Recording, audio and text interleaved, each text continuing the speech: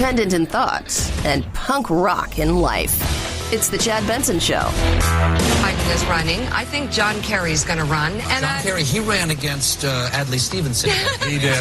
Listen, 56, yeah, I think. yes, he did. Yes. I could live with it, for sure. You're okay, I yes. love Kamala Harris. Sure, she seems very She's impressive. speaking at my Know Your Value event in December. So Joe and Mika on Colbert, not an echo chamber there, talking about the midterms. Because as the midterms are just, little over 2 weeks away, then it is full bore. I mean, it's not even catch your breath. It's into 2020. And I'm hearing stories today, reports that people that advised Clinton back in the day when she was Secretary of State and then through her campaigns are now saying 2020, she might not be gone. She still has 32 million followers and people that for whatever reason are on some sort of, they like the Hindenburg. They're like, yeah, I'd buy a ticket to that again. And it's crazy because they're trying to figure it out. And, so there's Joe and Mika. They're on Colbert, not like on Colbert, but that would be funny. There's anybody who would step up and challenge President Trump in 2020? I think so, but I'll say it again. I don't think that they're going to have to step up to challenge Donald Trump because I don't think Donald Trump's going to run for re-election. He didn't want to be elected president. He didn't think he was going to be elected president. He didn't even think he was going to get the Republican nomination. He's going to cash out. Yeah, you think that, except for one thing. This is a guy who doesn't like to quit. Right? This is a guy who doesn't like to say no. Remember what he said the other day about all this? Because I think a lot of what Joe said is absolutely true. I don't think Trump really thought he was. I think Trump thought he was running. He wanted to upset the apple cart. But then at some point in time, and even Chris Christie and him talked about the fact that he felt that, by October he would be done and dusted and he would hand his support to somebody like Chris Christie and then the race would be on. And I think he really wanted to get in there and block a few of the, the bushes and things like that. And the next thing you know, he looks up and he's torn through it all. Then he's president and Joe can say all that. But remember what Trump said the other day. It takes a president a while to find his sea legs. I think so. I mean, I felt comfortable at the beginning, other than it was a little surreal to say I'm the president of the United States, but I think that's true with everybody. POTUS. Now I very much feel like POTUS. I do. I feel like the president. For a little while, it's like, Mr. President, sir. It's even my friends, they call me, they don't call me Donald anymore, they call me Mr. President. I say, will you please loosen up? I've learned on the job, I have. And you feel comfortable. I feel very comfortable, yeah. Yeah, I think he has grown into it. I think a lot of people do. It is a surreal thing. I mean, you wake up, I'll tell you how surreal it is. Somebody's going to win the Powerball and the Mega Millions. They're going to wake up, and it is going to take them a while to understand what has taken place in their life. Same thing. Even though Donald had all of these trappings in life that people aspire to have, the reality is, being president is a whole different thing. It's a whole nother animal. So they can say he's not going to run. I think he's liking it now. And I also think something else. He's lost a lot of money. His name for a lot of people is no more. The brand that he spent years crafting is done and dusted. And he's like, you know what? I'm enjoying what I'm doing. I don't think I have any reason to want to leave this, despite what everybody else thinks. He's right now proving to the Saudis that he'll be their lapdog. He'll make money from Putin after he gets out. I mean, that's why he's been Putin's lapdog. Now, Donald Trump is all about money. It's what drives him. Yeah, because we know that the Saudis would never give money to the Clinton Foundation. Oh, shut up. What money drives him? He's lost a lot of money. I'm not saying that he doesn't want to make money. I mean, who does? Like, if people didn't want to make money, I can guarantee you tonight's drawing and tomorrow night's drawing and all these things for these $1 billion+ of lotteries that's out there, people wouldn't be playing those. But they are. They are. Washington Post runs an op-ed the other day saying, you know what, he lies about a lot of stuff, but he may be the most truthful president of all time because he's keeping the promises he made. He may lie about whether or not he had sex with Stormy Daniels, that has no effect on our lives, but the things that potentially has effect on our life, he's keeping that truth. And people are looking at that. And they're scrambling because they know the Democrats want no part of Bernie, or they can talk about the likes of Elizabeth Warren and all these and Kamala Harris. He is chomping at the bit to take them on. He's chomping at the bit. Today, right here, Arizona, thousands upon thousands upon thousands of people are lined up to see him. They're not packing the houses elsewhere. They're coming to see him. They are. You can say what you want about him. You can say what you want about all of these things. But I love how the left likes to sit here and say it's all his fault. He's all of these horrible things, yet thousands and thousands of people are showing up around the country to see him. People there to protest him. Absolutely. He evokes emotion. It's one side or the other side. But he gets his side to get out there. They rabble-rouse, they get excited, he energizes them like we haven't seen anything like this before. These past 2 news cycles, Donald Trump has gotten really good at being a really bad president. If you look at what happened with the Brett Kavanaugh hearings, that was exactly what he wanted. He sowed doubt on both sides, had both sides fighting each other, and got exactly what he wanted, which was someone who was unfit for the highest court in the land, elevated to the highest court in the land. Yeah, and I'm going to call BS on that because he didn't start the attacks on Kavanaugh. And this is the thing. It's like everything else. It's like with kids, right? Like our kid couldn't have done something. My kid can't do that. My kid's not capable of that. I don't believe what you're saying. There's never any, you know what? Both sides were horrible in this. And if you look at what the polls say, right? What the polls say is that both sides behaved badly. Trump didn't start, but Trump finished. Does he like confrontation? Absolutely he does. He seeks it. He loves confrontation. He's one of those athletes. I used to play against players like this where they love to get physical. They love the confrontation. They love all of those things. They like having a bit of a mean streak, right? Michael Jordan was the king of that. He loved that. He loved it when you got physical with him. He loved it. It's interesting.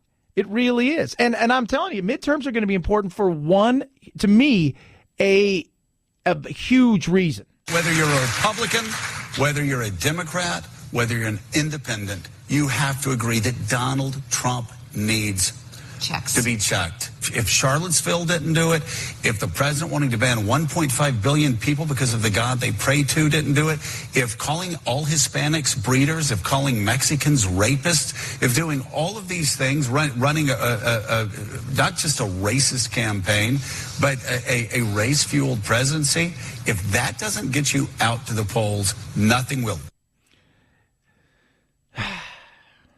Let's take all the words that I say. We'll take them out of context. And, look, does he say things that are just asinine and stupid? 100%.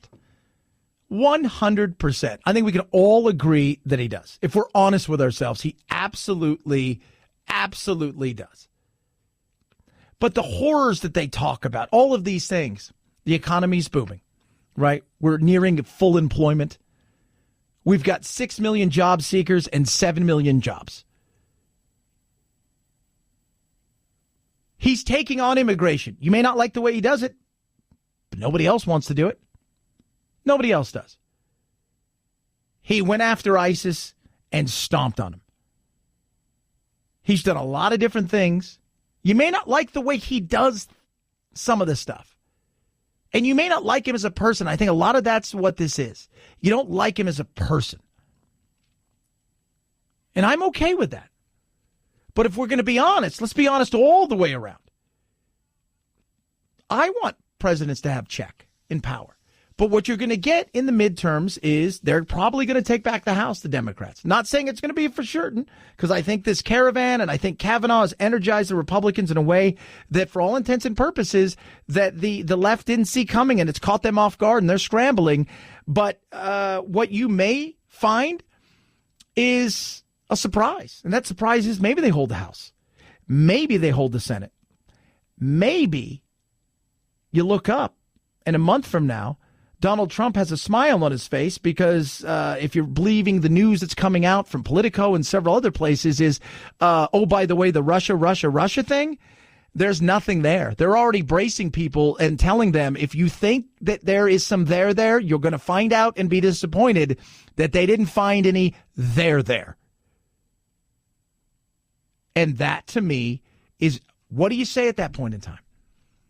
But what happens is when they take back the House, if they take back the House, gridlock like you've never seen. It's going to be stopped down, investigation after investigation, and our politicians will be fighting over investigations rather than trying to do something for the people. And it's sad, but that is the reality of what we are looking at this year. 323-538-2423 at Chad Benson Show is your Twitter. Tweet at us. Love hearing from you. ChadBenson. It's the Chad Benson Show.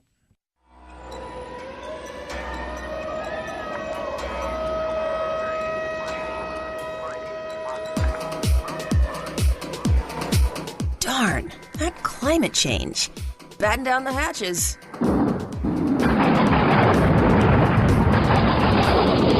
It's Topical Storm Chad, headed your way. There's definitely a crazy energy around the lot here right now. We feel it right now in New York City. We're in a pretty small storefront, but it is crammed with people. People have been coming in and out all day long, buying their lottery ticket. We even have the man behind the counter yelling out that his machine is the lucky machine. So who knows? Maybe the winning Mega Millions ticket will be sold right here in New York City. So do you have lottery fever? That is a very good question because it's now over $1 billion. Cash value is about $565 million. You're probably going to walk with about 380 to 400 million, depending on what state you win it in and whether or not they take taxes. Some states are tax. It's insane. Now, I love you guys. You love me. We have this thing going on, right? Where we talk, we debate, we have a good time. Listen to this because there's advice for winners. And I think you need advice for winners because somebody potentially this weekend and potentially two people this weekend or several people this weekend are going to win a ton of money. We're also getting some very important tips for these potential new millionaires. Brian and Mary Losi, in 2012, they won $202 million. And when it comes to spending, they say winners should pace themselves. It's great to have a second home, and great to have a car and a boat and things like that. But there are a lot of other costs that come with that. Property taxes, insurance, gas money that goes along with that purchase. Good advice there. When combined, more than $1.3 billion are up for grabs right now. So good luck to all of us. Yeah, it's huge money this weekend. So here's the thing. And this is what I don't think people realize. People win the lottery, right? So somebody wins $5 million. And after everything, they walk with $2.5 million or whatever it is that they end up walking with, the cash value and everything. So they take the money and then they go out and they spend, right? And what they don't realize, for a lot of times, people that win these have never had money. They've never made six figures, let alone getting this massive windfall.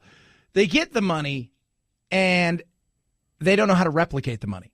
Meaning they don't get the money to work for them, and they go out and they spend it, and then they can't replenish it.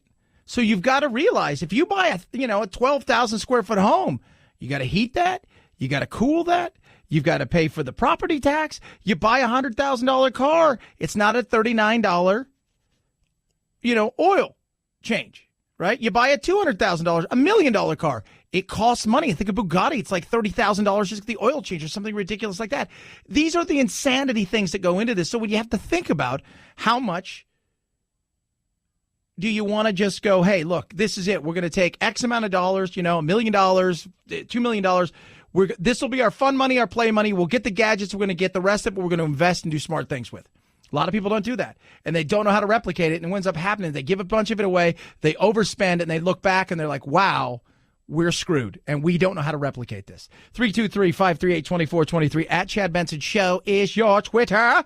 Each and every day, doesn't matter what day it is, we like to give you a little gift from us. It's our early Halloween kind of trick-or-treat to you. We call this our urban word of the day. It's time for the urban word of the day, fam. What? Right now? Time to get a little more hip on the streets. I can't understand a word you're saying. Urban word of the day. This was very interesting. No cap. Heard the Utes using it. We got some interns. They're like, no, they were talking to each other. I'm like, what does no cap mean? Like, I thought they were talking about their phone. No. It definition, basically, it's telling the truth. No flex, right? No lie. On God, no cap. I'm like, wow, that is really interesting. I've never heard it put like that, but the kids are using it. The youths of America using it. It's to really essentially say you're telling the absolute truth. No cap is your urban word of the day. Thank you for saying that in dated urban slang so that I'll understand you. That there was the urban word of the day. We damn stretched your cranium.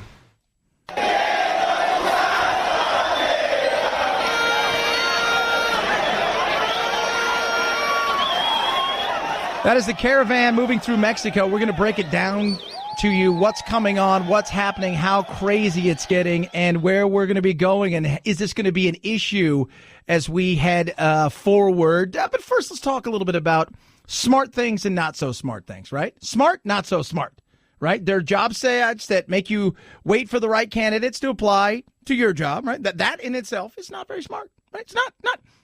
You know what is smart? You know what is smart? ZipRecruiter.com/Benson. That's where you're going to go to hire the right person. That's smart. Not smart? ZipRecruiter's smart. ZipRecruiter's incredible. When you go out there and you post your job, they have matching technology that goes out there, right? And what they do is they go look and they find what you're looking for in all these resumes. They highlight them and they bring them to you. They say, come on, apply for this job. Those people apply for the job. Then they highlight the best of the best of the best. It's incredible. In fact, ZipRecruiter is the number one rated site, right, by employers in the U.S., according to Trustpilot, with over 1,000 reviews. And right now, my listeners, that's you guys out there, you can try ZipRecruiter for free. Free. Go to ZipRecruiter.com/Benson. That's ZipRecruiter.com/BENSON. ZipRecruiter.com/Benson. ZipRecruiter, the smartest way to hire. They're loud. They're angry. They're saying all kinds of things. They're coming to the United States. What is going to happen? Is there going to be a battle at the border? And will this impact the midterms? We'll talk about that straight ahead. Chad Benson Show.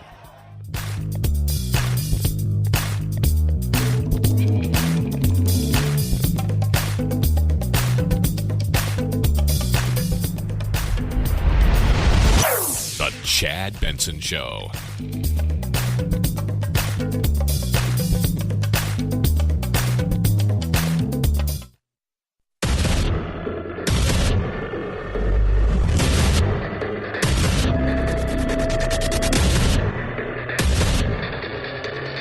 Independent in thoughts and punk rock in life. It's the Chad Benson Show.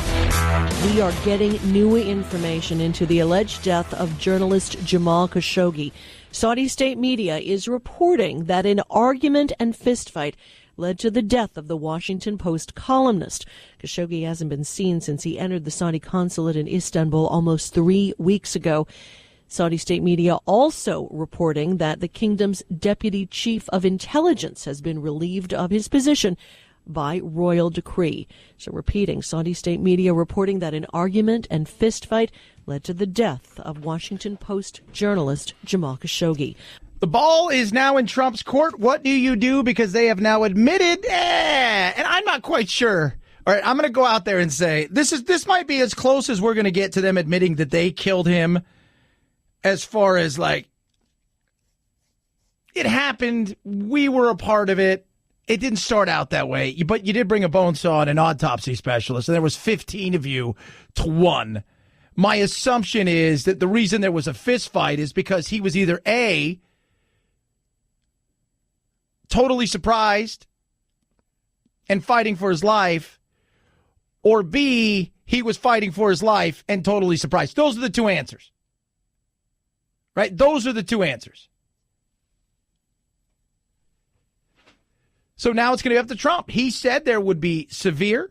He said he would come hard if this was crap, if he realized they were lying, if that they played some part in it, and they can pretend all day that, you know, it started out like, hey, we were just going to talk to the guy, and then we've heard several stories, and I have the reason why he's probably coming out saying this right this second is because the Turks are getting ready to release some stuff. Pompeo said that he heard some of the audio, And that's not good.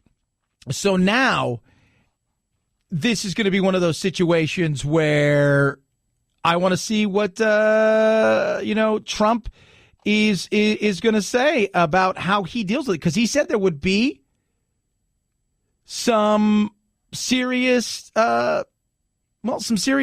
There are other things we can do, but I would certainly make that recommendation to Congress. But I will very much listen to what Congress has to say. And he's talking about the fact that Congress is looking into what they're going to be doing, including pulling the arms deal, who knows what else, sanctions, things of that nature. And because he did say, right? He did say, look, we're going to be, if I find out that they're involved, we're going to be coming after him. And the other things that we're hearing is that they're already looking to replace him, the prince. So I don't know. I don't know if that it's potential, but this can't be. It's something that we don't like. It's very serious stuff, and we're going to get to the bottom of it. And I think the Turks are going to come out with something, and I think the big fear is you better get out in front of it before anybody else does, or else it's going to look worse. So head out the pass. Say, we did it. We've already fired some people. We're getting rid of some people. And it's one of those things, too, where it's like, how do you keep a secret, right? There are 3 people in the room.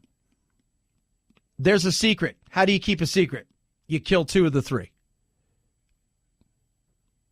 If I'm those guys, terrified. 323-538-2423 at Chad Benson Show is your Twitter. You can tweet at us. So we heard this sound of the caravan reaching the Mexican border.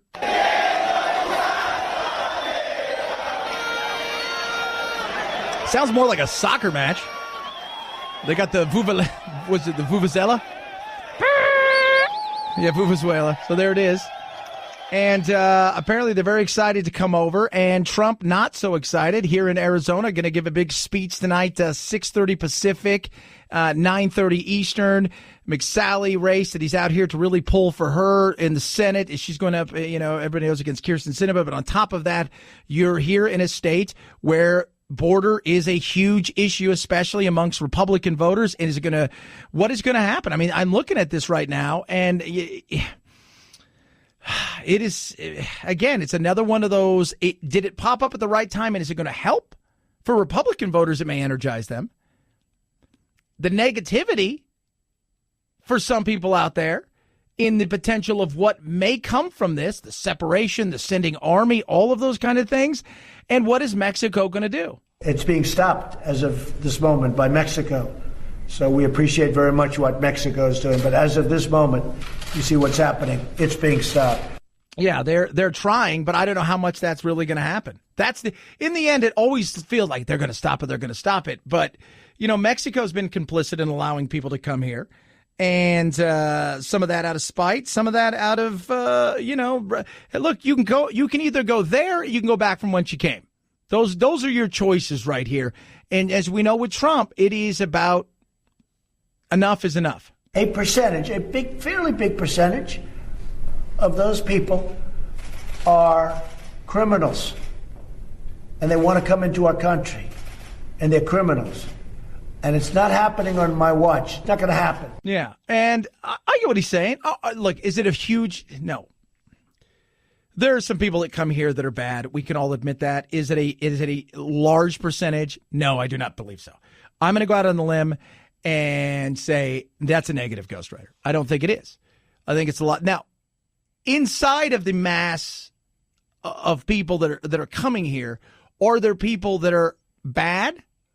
Probably. Right? With any large group, there are going to be some people. You go and round up, 1,000 or 2,000 people. Doesn't matter where you are, what part of the world. There's a good chance within that group there are some people that are probably not good people. If you have a random group of people to the tune of 2, 4, 3, whatever it is. How many of it? Probably small.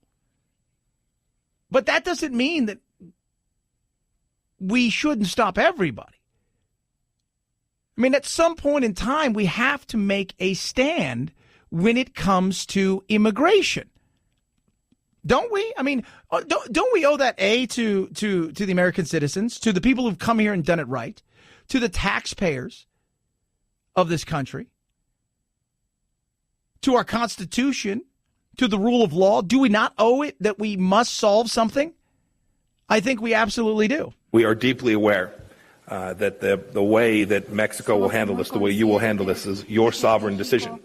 Mexico will make its decision. Its leaders and its people will decide the best way to achieve what I believe are our shared objectives. Yeah, and that's Pompeo right there, because they're all trying to figure out what to do. And one of the big things that is potential, and this is the thing right here. One of the big things is sending the military. We've seen it, the fight of sending it. We're militarizing, the border, and we're doing all these kind of things. Well, what have you done, Republicans? What have you done, Democrats, to solve any of this? Nothing. You play a game, you ignore, you kick the can down the road, you use it when it benefits you politically, and the rest of the time you just ignore it. Trump comes along, for better or worse, he says, this is the mantle I'm taking up when it comes to certain situations. The border, the wall, symbolic, that's the way I feel it is, but the reality is for a lot of people, they want something done. There's a bigger question here, and if you don't want that wall, then fix the immigration issue. If not, give him his damn wall. As you know, I'm willing to send the military to defend our southern border if necessary. And tonight, I have a feeling, and this is just me, I have a feeling that tonight, when he's speaking here in Mesa, that he is going to say he's going to send the military, that he's going to make some sort of announcement that he is going to send the military down there to stop and to turn people back. I have a feeling that's what he's going to do. Because when he comes to these things, and this is one of those things, people are like, do you think he's going to say anything crazy? I said, well, first of all, Trump is a person that he feeds off whatever they give him. The energy tonight will be huge. The crowds already lining up to see him are massive. It's incredible to see what's going on. He's going to feed off that. And if they're feeling it and he's feeling it, yeah, I think the reality is he's definitely thinking about it. He wants to put an end. I think sometimes other countries don't take him serious until they take him serious because they've paid a price for it. We got to figure it out. And Mexico is the one right now that is either going to put a stop to it, or I think that they're going to look, if those people are allowed to come through, there's going to be some issues, not only with the new trade agreement, but also with the fact that you're going to be sending people like the military to the border. We have many challenges, but as we have just proven with our trade agreement, we can, with mutual respect for the sovereignty and rights of each of our two nations, tackle these problems, and I'm confident that we will resolve them together. Confident. We shall see. We shall see. This is Mexico's Foreign Minister, Luis Videgaray. Something that we agree fully with the government of President Trump and Secretary Pompeo is the need to serve the root causes of the Central American migration, particularly to create development opportunities. Yeah. That's essentially what it is. They're so corrupt and they're such a mess. And while I have every right to blame the Republicans and Democrats for the failure to fix immigration here, when it comes to the continual immigration, you have to look at those nations and say, you guys have failed your people tremendously. You're continuing to fail your people, and they're coming here, and that is not good for us, and that's sure in the hell not good for you, because you're corrupt sellouts who are incompetent. That's it. And that's why your countries are hellholes. 323-538-2423. At Chad Benson Show is your Twitter. You can tweet us. Think about this for 1 second, all right? Just for 1 second. Think about this. Where you live is so bad is so corrupt that you are willing on foot to cross hundreds, potentially 1,000+ miles of dangerous terrain, fighting the elements, fighting drug traffickers and murderers, bad coyotes, human traffickers. Think about that. What's that say about your country? Exactly. 323-538-2423 at Chad Benson Show is your Twitter. Speaking of countries, we have the best country in the world. Period, case closed, end of story. Boom, boom, boom. We don't always agree. And there are organizations out there that you know what, they've got some benefits maybe you kind of like, but the reality is that the way that they go about doing things, especially in the political level, you just don't jive with. Then there's a company like AMAC, right? AMAC is amazing. They're incredible. They're not like that big behemoth ARP out there who helped with the Affordable Care Act, who wants, this whole like healthcare system run by the government. They don't want any of that. They don't want Social Security reform. They don't want immigration reform like that. They want to leave things the way it is. They are not jiving with the way that you believe. That's where AMAC, the Association for Mature American Citizens, come in. They are amazing. Listen, not only do they do that politically, and they help you, they advocate on your behalf. What they also do is they have benefits, member benefits that are so numerous. 40% off movie tickets, up to 40% off amusement parks, retail, restaurant, hotel discounts, travel discounts. You name it, they have it. And here's what they're doing for my listeners. How about this? A membership for 1 year free. Doesn't cost you a penny. They want your credit card. All they want you to do is go to amac.us/Chad, right? amac.us/Chad. You're going to have a company that's going to fight for your values, right? Like protecting our borders, things of that nature. And they're going to give you benefits, and they're not going to charge you a dime. amac.us/Chad. amac.us/Chad. AMAC is better for you, and it's better for America. At Chad Benson Show is your Twitter. ChadBenson. I saw it last night. I will tell you and give you my review about the new Halloween movie. Straight ahead, Chad Benson Show.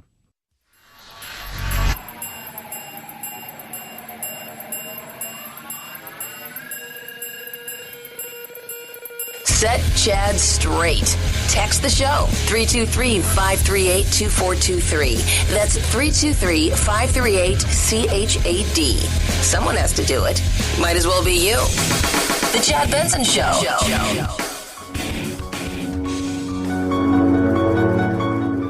So last night, saw it. Excited. I remember when they first talked about doing a new Halloween. We're 40 years after the original.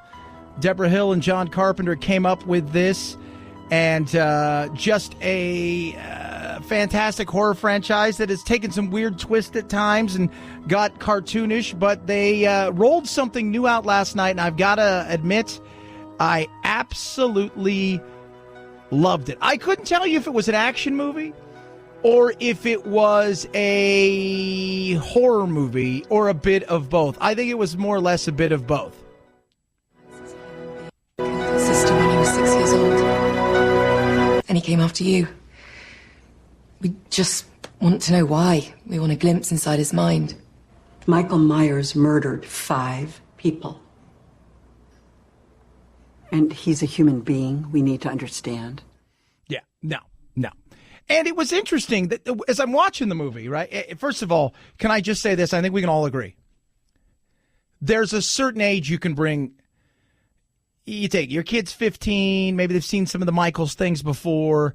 It wasn't Rob Zombie's, and that's what I tell everybody. So Rob Zombie re-imaged it and reimagined it in 2007. It was grittier. It was more violent because he tends to do that.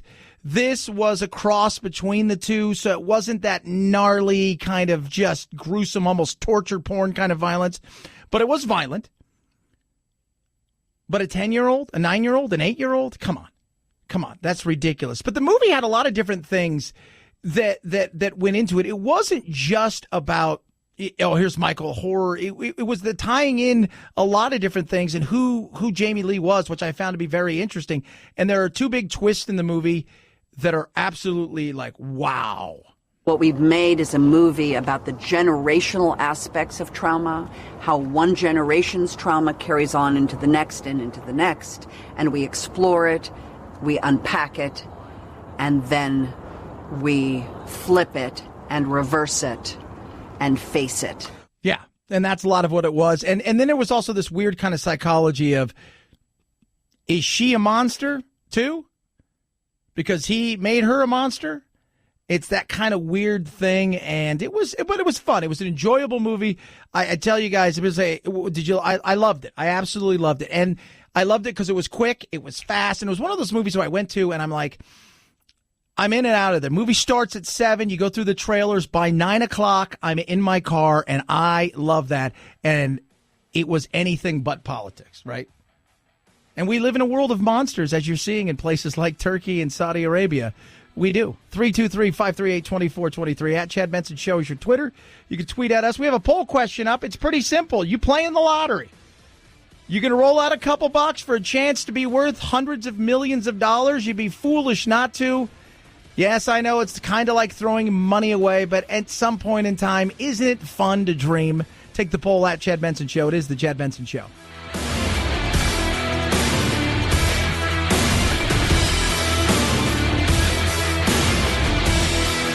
This is the Chad Benson Show.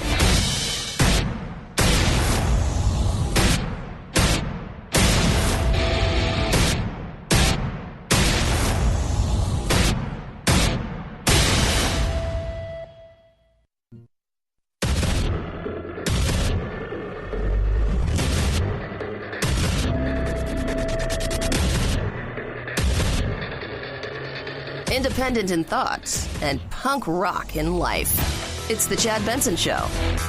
The public prosecutor in Saudi Arabia is blaming 18 people who it says are now detained for Khashoggi's death, saying in a statement that the initial investigation shows that Khashoggi was in the Saudi consulate in Istanbul. There was an argument and a fist fight which led to Khashoggi dying. The Saudi public prosecutor saying it will hold accountable all of those involved. They're dying. Why? Because they know what happened.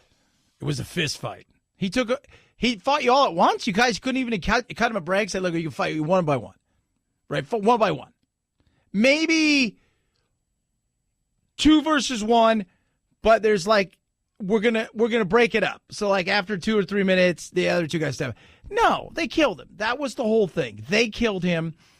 Now what? Right now, the ball is in Trump's court because he said if there was something that pointed to the Saudis, and I think they're out in front of it for a big reason because the Turks are going to release their finding, and I think the Turks are going to find out that it wasn't a fist fight. It was a fist fight for his life, but he was dead the minute he stepped foot in there. Right? He was dead the minute he stepped foot in there. Now the question is, what's next? What's next for them and us? And that's a very big question, a question that is going to be very interesting to see how it plays out because of all of the things that are involved. Now, if you listen to the left, and I'm going to play this is Pat Robertson. I'm not a huge fan of Pat Robertson, right? You know, CBN, Christian Broadcast Network. He's not my thing. You know, whatever, it is what it is. But what he says here, listen to what he says here, and then listen to the left's reaction. This, to me, one of them's not even the left. It's SC Cup size. And, did you like that, Phil? Threw that in there? You the man. Phil and I we think SC Cup's kind of cute. Not a sweet lady, by the way. When we had her out in Cleveland, she was not. I'm going to tell you this right now, Phil. I was not happy with her attitude. She could have been anywhere else. She could have been it felt like to her what probably Khashoggi felt like we were doing something horrible to her. But this is really nice to me. Yeah, she wasn't great to us. I got to be honest with you. She wasn't. It is what it is. Maybe she was just having a bad day. We'll have her on again. So Pat Robertson goes out and he says this about Khashoggi. And remember, I'm going to when I play what they said, you got to listen to it in the context. So listen to what he says. You've got $100 billion worth of arms sales, which is, that's one of those things. That's one of those things. $100 billion in arms sales, it's one of those things. But more than that, we've got to have some Arab allies. We've had so many people killed. I mean, we had CIA people killed in Lebanon. People have been taken hostage over the years. I know it's bad, but I mean, we've had all kinds of stuff. But you don't blow up an international alliance over one person. I mean, I'm sorry. All right. So what he says, that's one thing. Kind of like, it is what it is, right? It's $100 billion. It is. Now, S.C. Cupp and Van Jones, this is their take. Sounded to me he was saying is that money is more important. President Trump has made the same kind of statement, grotesquely calculating the cost of a human life. In this case, it's $110 billion. That is a grotesque calculation to make. I will point out this administration is not the first to make it. It's the first really to make it openly and honestly and as sort of nakedly as Trump has. Okay. Well, that's not what he said. Is what it is. Van Jones then steps in, right? Because remember what he said, $100 million, it is what it is. But the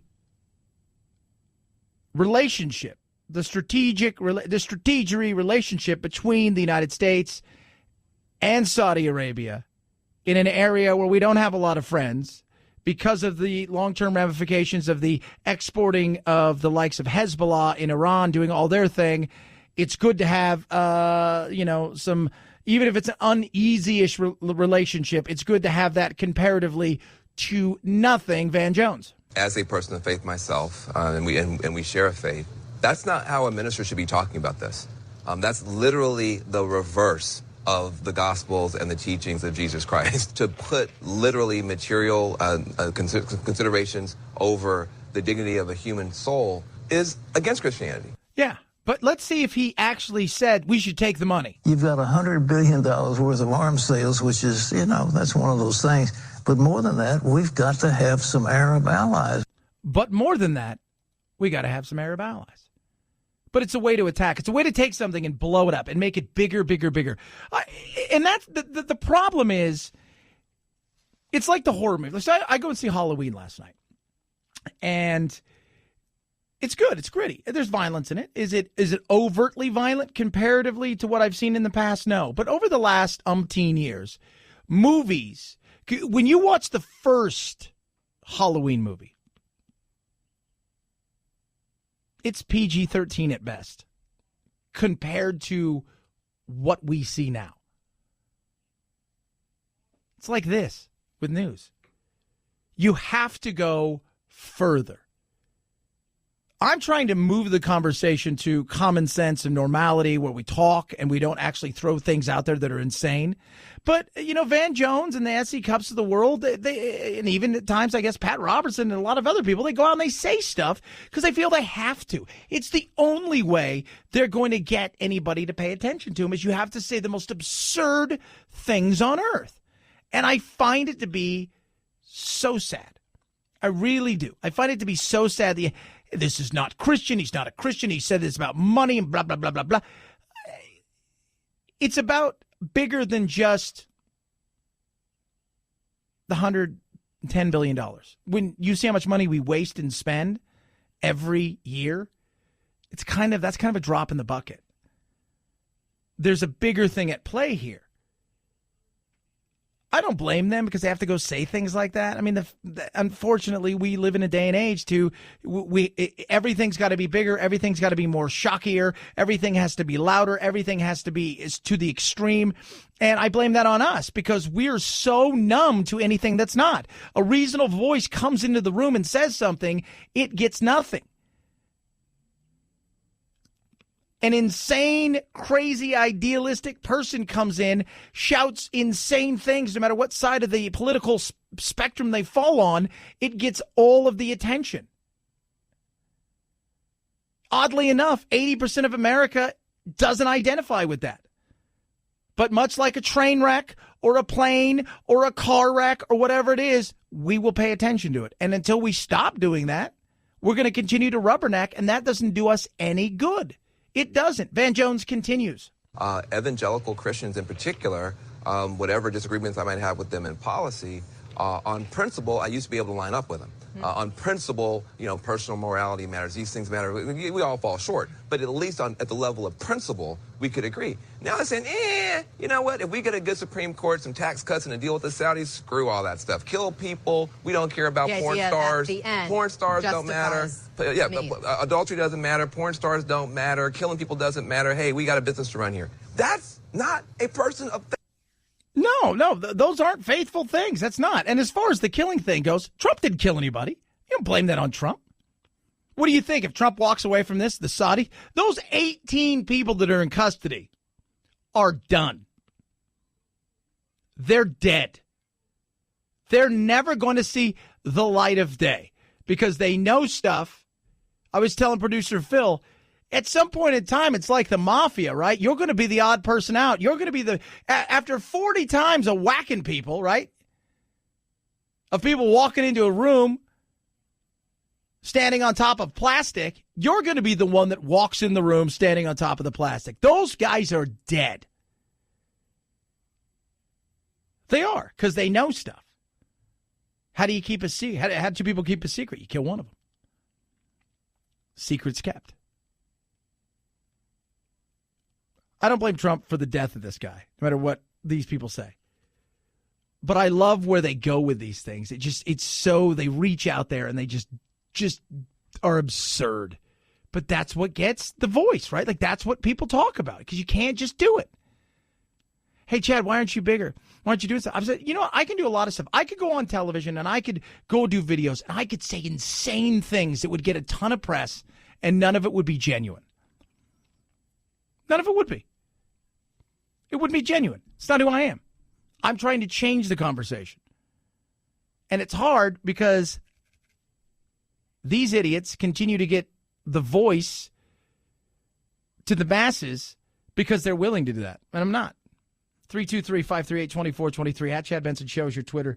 You can tweet at us. Love hearing from you. The caravan is on its way down. We're going to talk about Beto. Last night, he hung out with Dana Bash, did a town hall, baby. But first, bomb fell. What? Bomb fell. Guys, come on. Can we be honest? We're not huge shoppers, right? I read a fact the other day. I think men give up shopping after 26 minutes, I think it was. We're not good at it. That's why I like Amazon. But clothes, that's a struggle, right? Now, if you're going to buy just a cheap T-shirt over maybe you'll do that. But good clothes, that's where Bombfell comes in. Bombfell is the easiest way to get the best looking clothes. No shopping required.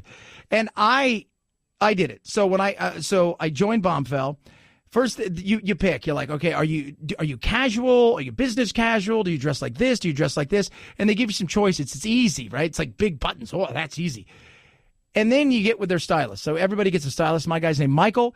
We talk. We find out my taste, my fits, the whole 9 yards. And then, boom, he picks stuff out that sends it to me. I open the box. It's incredible. You try it all on in the comfort of your home. Pay for only what you keep. Everything else, send back free shipping. You can get two things, and you're going to get 20% off. So multiple. So when you buy multiple, you get 20% off. So here's what you're going to do right now. You go to bombfell.com/Benson. It's going to save you $25 right there. It's going to give you off your first purchase. Thousands of guys are doing it. It's the best, easiest way to shop. And when you put on clothes that are real, that are name brands, that are like, whoa, when you put on these things, you feel the difference between cheap and real. You're going to love everything they do for you. Bombfell.com/Benson, BOMBFELL.com/Benson. When you get your first purchase and use /Benson, guess what? It saves you $25 right there. Bombfell.com/Benson. At Chad Benson Show is your Twitter, ChadBenson. Sheriff David Clarke, yeah, that guy, America's sheriff. He's going to join us at the bottom of the hour. We're going to talk about the midterms and the caravan that's coming here. But before we do that, kids, ladies and gentlemen, Beto had his shot in the limelight last night on CNN. We're going to talk about some of the things he said. Chad Benson Show.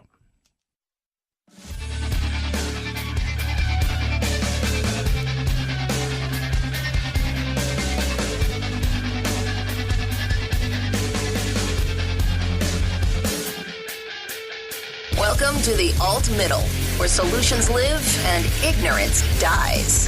The Chad Benson Show. Do you foresee yourself one day running for the President of the United States? Thank you for being here. Thanks for the question. The answer is no. Let me put it this way. I promise to you, and most importantly to the people of Texas, that I'll serve every single day of a 6-year term in the United States Senate, and I won't leave this state to go run for president. That is Beto Cruz or Beto O Rourke or Beto then you owe or I Beto you $1 or Beto O Rourke, town hall. They offered Cruz the opportunity to be there. Cruz said, I don't want to do it. He was interesting. You know, he's got a good feel about him as far as he's got great stage presence. Some of the stuff he said last night, I didn't disagree with. And he's realistic. He knows that some of these things are going to cost money. Talked about raising taxes. But a lot of what was that people took away from last night was Trump and Beto. And you said in July that you would, as a member of the House right now, vote to impeach. Have you changed your mind? I haven't. Let me put it this way. There may be an open question as to whether the president, then the candidate, sought to collude with the Russian government in 2016. When we saw him on that stage in Helsinki, defending Vladimir Putin, the head of the country that attacked our democracy in 2016, instead of this country and its citizens and this amazing democracy, that was collusion in action. Now, let's remember this, right? So we remember all of that stuff, which is that's not collusion. Just because he defended him or whatever that you think he did, he wouldn't shoot him down. Remember that some people knew things were going on. He did nothing about it because he thought Hillary Clinton would win. He did nothing. He didn't lift a finger. He didn't spend a dime. That, of course, the president talking about Trump. And this thing has gone all over. Politico reported today that the Mueller investigation is coming to an end as far as I think the Trump side of it. There may be some other stuff, but the reality is they said, you're going to be disappointed, Democrats. What people are hearing is they're essentially saying, take a deep breath because there doesn't seem to be any there. Well, if there's no there with that, then how about something else? You may have wondered when he fired James Comey, the principal investigator into what happened in that election, whether that was an attempt to obstruct justice. But when, by broad daylight, on Twitter, he asked his Attorney General Jeff Sessions to end the Russia investigation, I would say that's obstruction in action. Would you say that? Would you say that?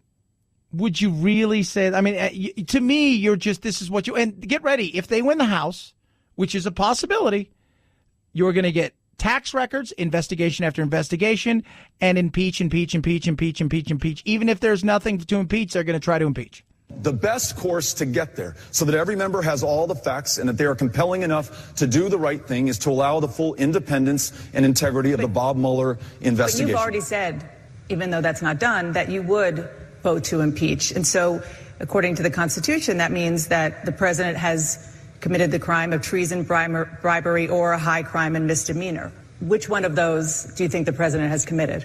I would liken impeachment to an indictment. There is enough there to proceed with a trial. Just like with Kavanaugh, he was already in trouble. The minute they announced him, they're already going against him, having never talked to them. It's a game that they're going to play, and this is what's going to happen. And he's still going to go after him, and this is what you're going to see moving forward. I don't know. We'll see.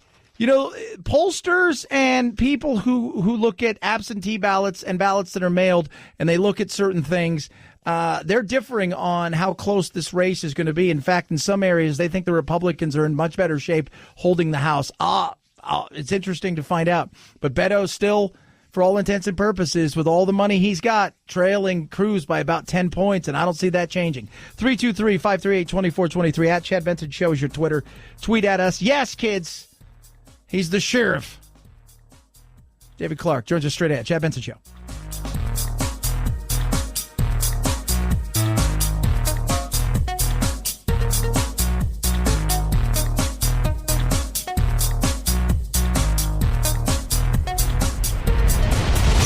The Chad Benson Show.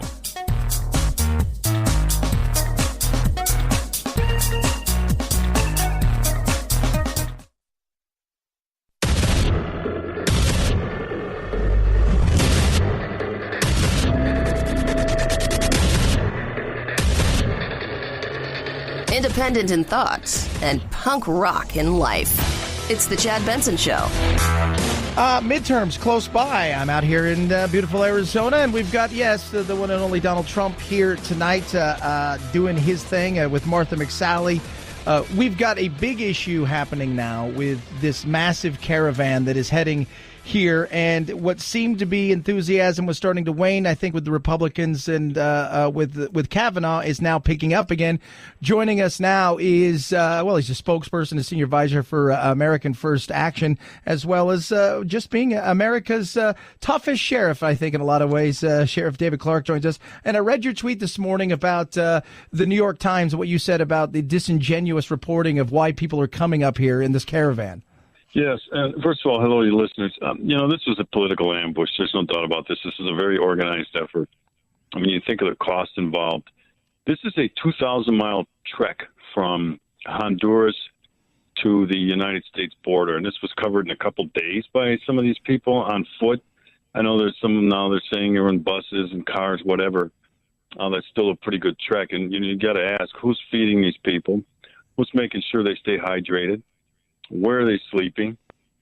And that costs money. And so somebody's behind this effort, and we could talk all day about who might be, but that's not the point. The point that I was trying to make, this is a political ambush being directed at the President of the United States. When I talked about that New York Times article that I read this morning, they were already setting it up. They pointed out very early in the article that these were families and pregnant women. And the article is full of color pictures of small children laying on the floor on cots and on mats, so on and so forth, trying to strike at emotion.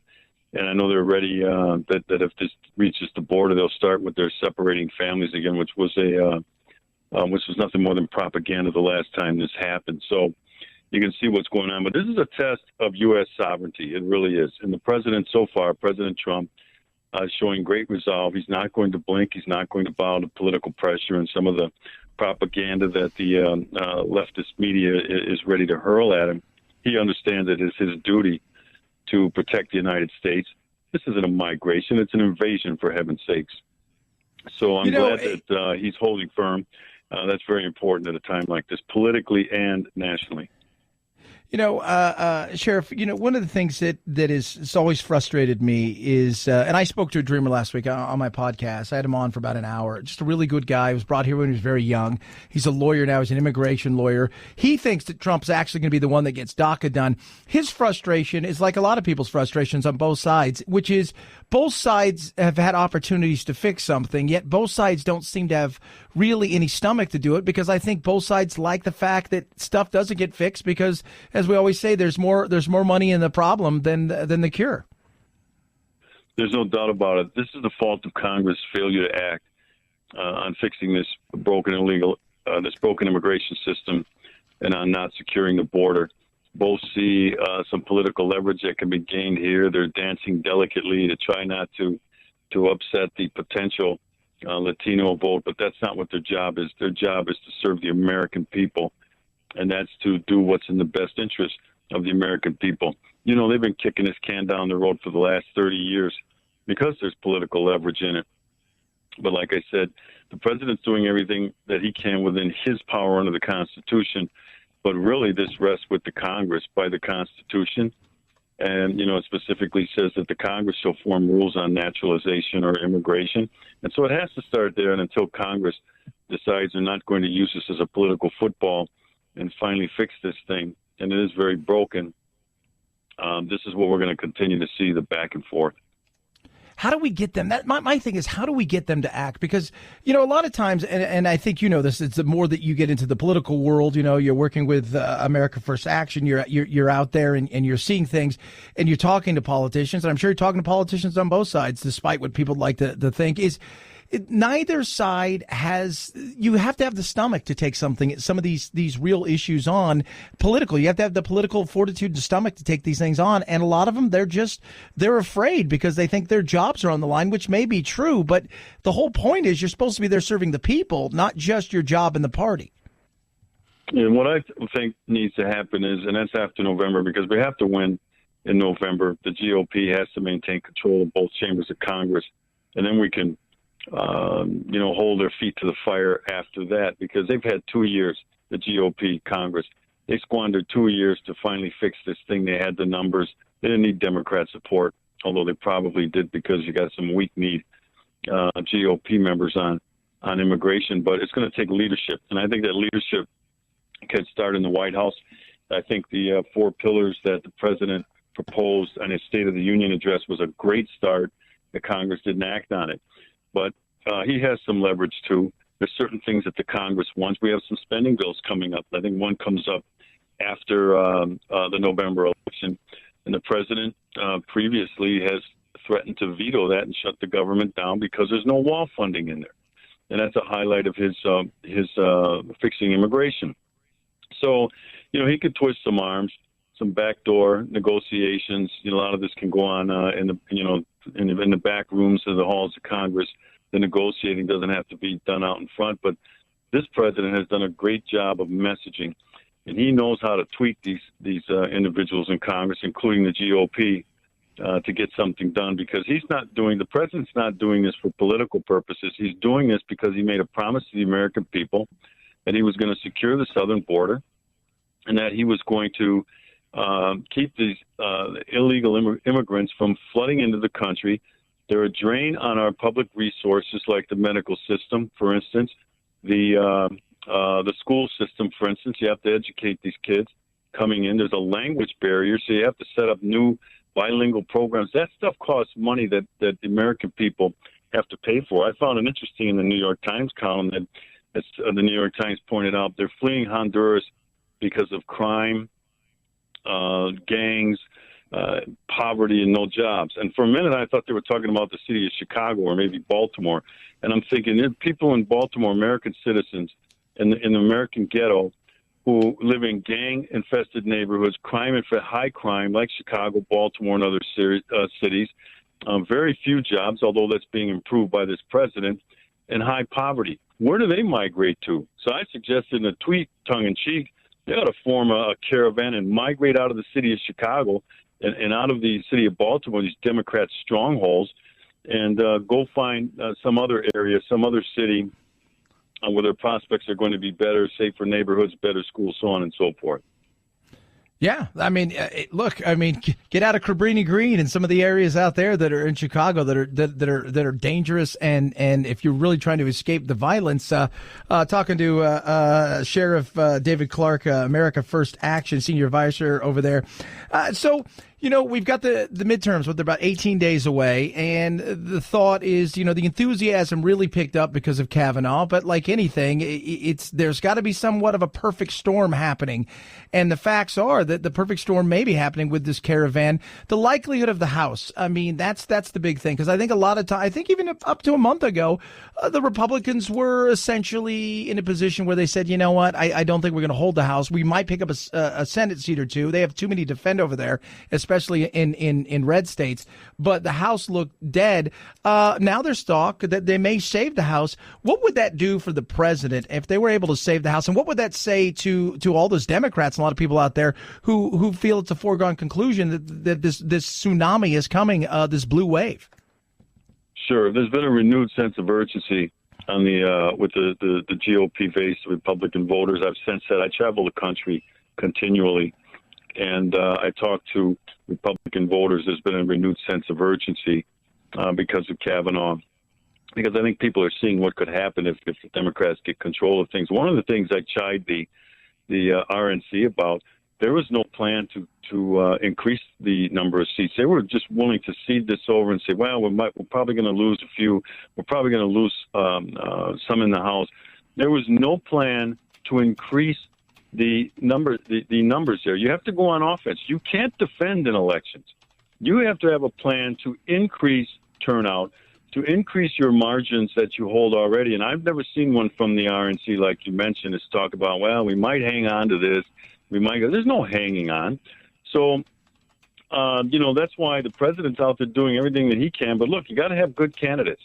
And the president can't waste his time going to try to prop up some bad candidate with running a bad campaign and thinking, where the candidate thinks, well, I'll just call Trump in and everything will be okay. That's not how elections work. And look, I'm a veteran of elections. I had to run 4 times for elected sheriff in Milwaukee County. It's a county of 1 million people. I had to get people to vote for me. I was the largest vote getter, Democrat or Republican, in my county, and there's a reason for that. Okay, I know how to get people out. You got to have a good message. You have to energize people, and that's what I'm doing right now on behalf of the president through America First Action, rallying the base. So I tell people, forget about the polls, forget about all these blowhards on TV, these talking heads, these prognosticators. Forget about what you hear about generic ballots. Forget about blue waves and red tsunamis. What it comes down to right now is turnout.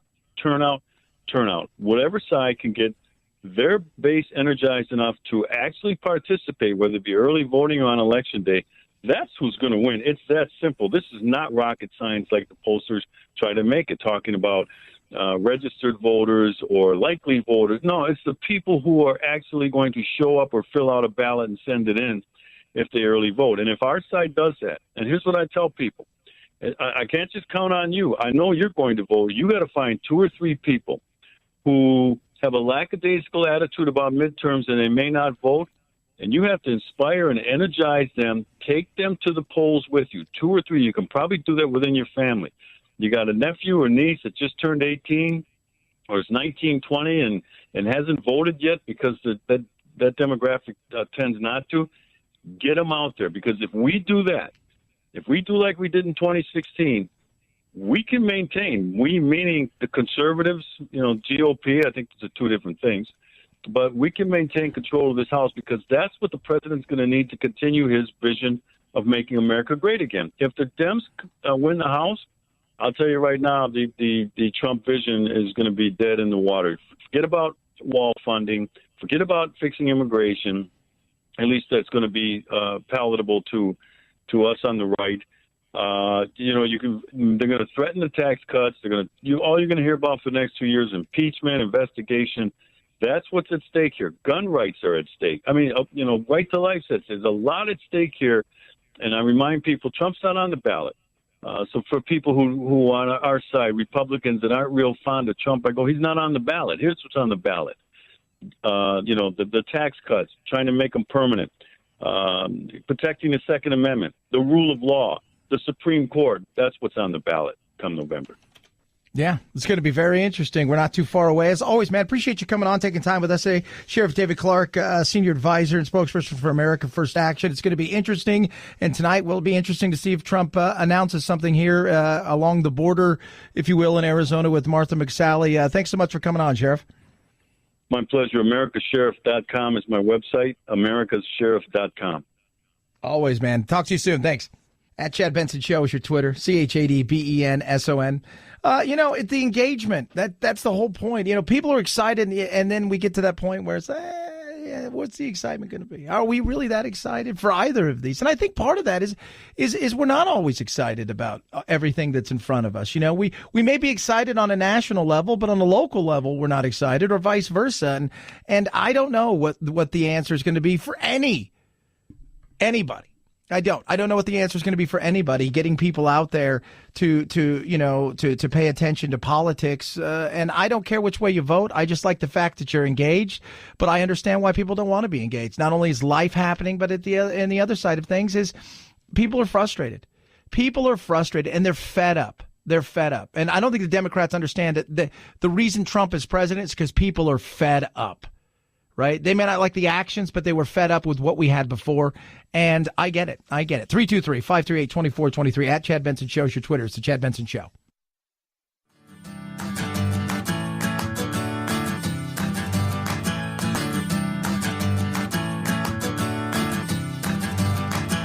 Running with scissors sounds great compared to this. Say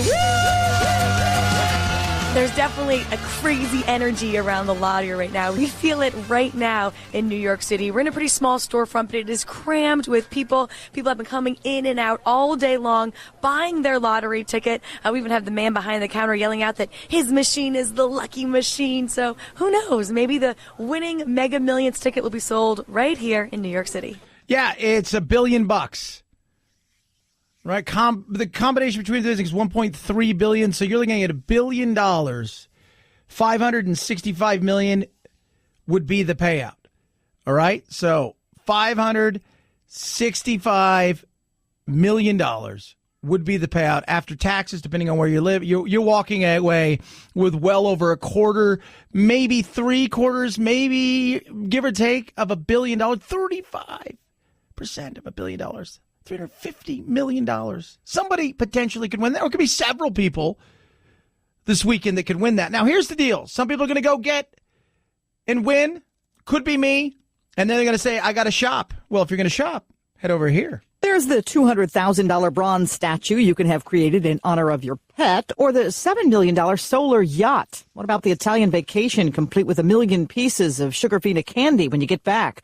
$325,000, and it's yours. They're all part of this year's Neiman Marcus Fantasy Gifts collection. These things don't come cheap, but it's about the value you get. And I can safely say that there is no other travel experience in the world that compares in terms of the magic. Tom Merchant's travel company is offering a 5-star safari to India, Nepal, Bhutan, and the Maldives. $630,000 for 4. There you go. See? Now you know where you can spend some of your money, or waste it or not waste it. Be smart. I tell you guys, when I win, the only crazy thing I'm going to do is, we all think about it, right? You'd be foolish to say that you didn't. You'd be lying to yourself. Come on now. I would upgrade some of my lizard stuff and potentially get licensed in a few areas where I could have a few other pets that I enjoy. But outside of that, I'm not going out and buying a $500,000 car. I'm not buying a $20 million home. I'm not buying an airplane. And I would, I'd help out my family, and Phil's song's going to go to #1. But outside of that, there's not a lot going on. So why don't you guys know that? 323-538-2423 at Chad Benson Show is your Twitter. You can tweet at us. Hey, if you're like me, or at least I was before, you have trouble falling asleep at night. In fact, that's your nightmare. How about a full night's rest? Those days are behind me. They're going to be behind you. My pillow, my pillow, my pillow. I sleep like a baby these days. You can do the same thing. You don't have to worry. You don't have to have 12 pillows. You have to have, one between your legs, one over here, one down there. You flip-flop through the night. It is incredible what a small change can do. The energy, how much better I feel. All of these things because I'm getting a night's sleep that I've never gotten before. That's what My Pillow is. 100% machine washable and dryable cotton, made with a 10-year warranty, right here in the U.S. of A. Here's the great thing right now. Order one My Pillow, get a second one free. Buy one, get one free. It's a BOGO, kids. Go to MyPillow.com, MyPillow.com. Use promo code Benson. You're going to get a better night's rest. You're going to try the world's most comfortable pillow. Or you can call them 800-983-4975, 800-983-4975, or visit MyPillow.com. And remember, when you do, use promo code Benson, BENSON, at Chad Benson Show is your Twitter. Most of you, about 71% of you right now, according to our poll, are going to play the lottery. A lot of money up for grabs. Why wouldn't you? A couple bucks will change your life like you couldn't believe. Take the poll at Chad Benson Show. Chad Benson Show TV is your YouTube. At Chad Benson Show is the Instagram as well. It is the Chad Benson Show.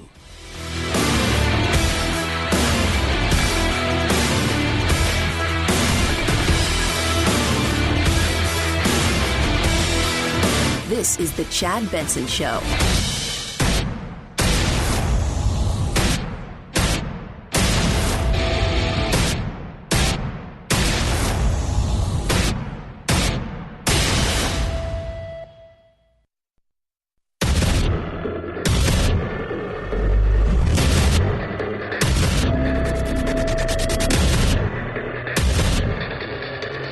Independent in thoughts and punk rock in life. It's the Chad Benson Show. Biden is running. I think John Kerry's going to run. And John Kerry, he ran against Adlai Stevenson. He did. Listen, 56. Yeah, yes, he did. Yes. I could live with it for sure. Okay. I love Kamala Harris. Sure, she seems very She's impressive. speaking at my Know Your Value event. Woo! So Joe and Mika on Colbert, not an echo chamber there, talking about the midterms. Because as the midterms are just, little over 2 weeks away, then it is full bore. I mean, it's not even catch your breath. It's into 2020. And I'm hearing stories today, reports that people that advised Clinton back in the day when she was Secretary of State and then through her campaigns are now saying 2020, she might not be gone. She still has 32 million followers and people that for whatever reason are on some sort of, they like the Hindenburg. They're like, yeah, I'd buy a ticket to that again. And it's crazy because they're trying to figure it out. And, so there's Joe and Mika. They're on Colbert, not like on Colbert, but that would be funny. Does anybody would step up and challenge President Trump in 2020? I think so, but I'll say it again. I don't think that they're going to have to step up to challenge Donald Trump because I don't think Donald Trump's going to run for re-election. He didn't want to be elected president. He didn't think he was going to be elected president. He didn't even think he was going to get the Republican nomination. He's going to cash out. Yeah, you think that, except for one thing. This is a guy who doesn't like to quit. Right? This is a guy who doesn't like to say no. Remember what he said the other day about all this? Because I think a lot of what Joe said is absolutely true. I don't think Trump really thought he was. I think Trump thought he was running. He wanted to upset the apple cart. But then at some point in time, and even Chris Christie and him talked about the fact that he felt that, by October he would be done and dusted and he would hand his support to somebody like Chris Christie and then the race would be on. And I think he really wanted to get in there and block a few of the, the bushes and things like that.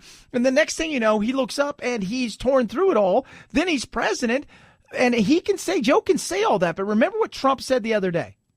It takes a president a while to find his sea legs. I think so. I mean, I felt comfortable at the beginning, other than it was a little surreal to say I'm the president of the United States, but I think that's true with everybody. POTUS. Now I very much feel like POTUS. I do. I feel like the president. For a little while, it's like, Mr. President, sir.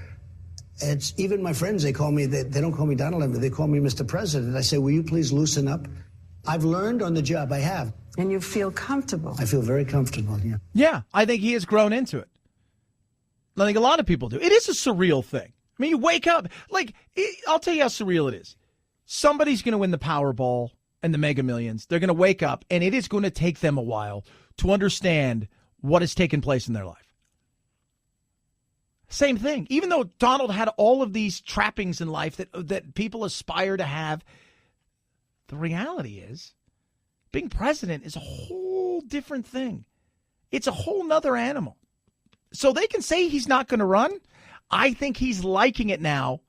And I also think something else. He's lost a lot of money. His name for a lot of people is no more. The brand that he spent years crafting is done and dusted. And he's like, you know what?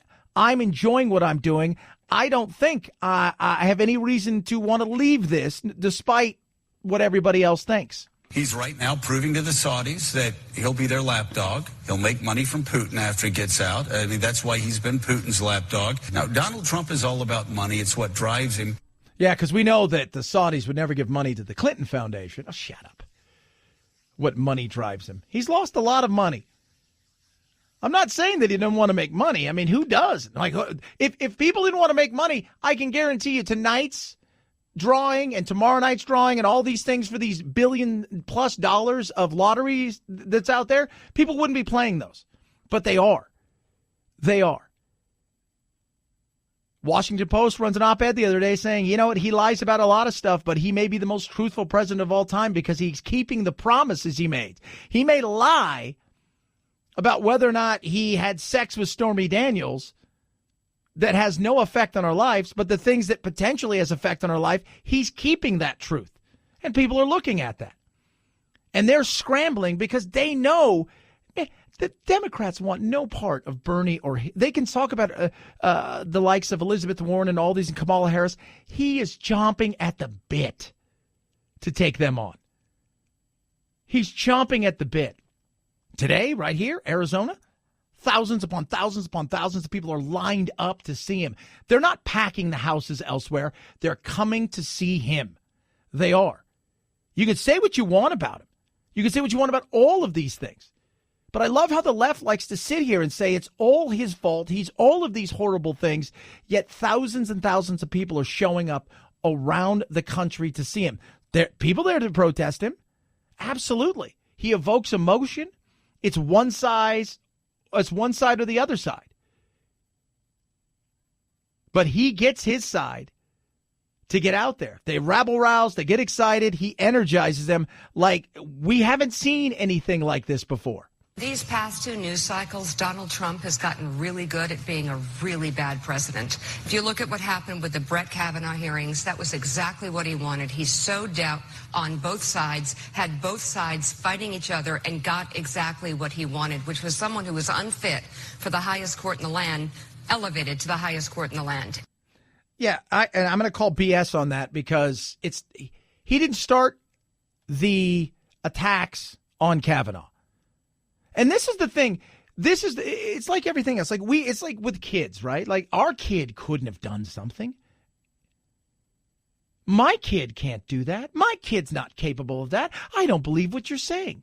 There's never any, you know what? Both sides were horrible in this. And if you look at what the polls say, right? What the polls say is that both sides behaved badly. Trump didn't start, but Trump finished. Does he like confrontation? Absolutely he does. He seeks it. He loves confrontation. He's one of those athletes. I used to play against players like this where they love to get physical. They love the confrontation. They love all of those things. They like having a bit of a mean streak, right? Michael Jordan was the king of that. He loved that. He loved it when you got physical with him. He loved it. It's interesting. It really is. And I'm telling you, midterms are going to be important for to me, a huge reason. Whether you're a Republican, whether you're a Democrat, whether you're an independent, you have to agree that Donald Trump needs to be checked. If Charlottesville didn't do it, if the president wanting to ban 1.5 billion people because of the God they pray to didn't do it, if calling all Hispanics breeders, if calling Mexicans rapists, if doing all of these things, running not just a racist campaign, but a race-fueled presidency, if that doesn't get you out to the polls, nothing will. Let's take all the words that I say. We'll take them out of context. And, look, does he say things that are just asinine and stupid? 100%.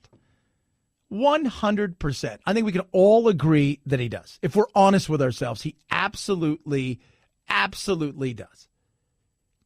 But the horrors that they talk about, all of these things, the economy's booming, right? We're nearing full employment. We've got 6 million job seekers and 7 million jobs. He's taking on immigration. You may not like the way he does it, but nobody else wants to do it. Nobody else does. He went after ISIS and stomped on him. He's done a lot of different things. You may not like the way he does some of this stuff. And you may not like him as a person. I think a lot of that's what this is. You don't like him as a person. And I'm okay with that. But if we're going to be honest, let's be honest all the way around. I want presidents to have check in power.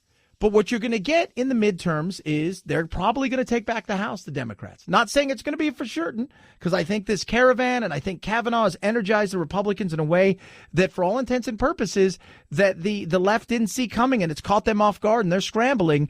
But what you may find is a surprise. And that surprise is maybe they hold the House. Maybe they hold the Senate.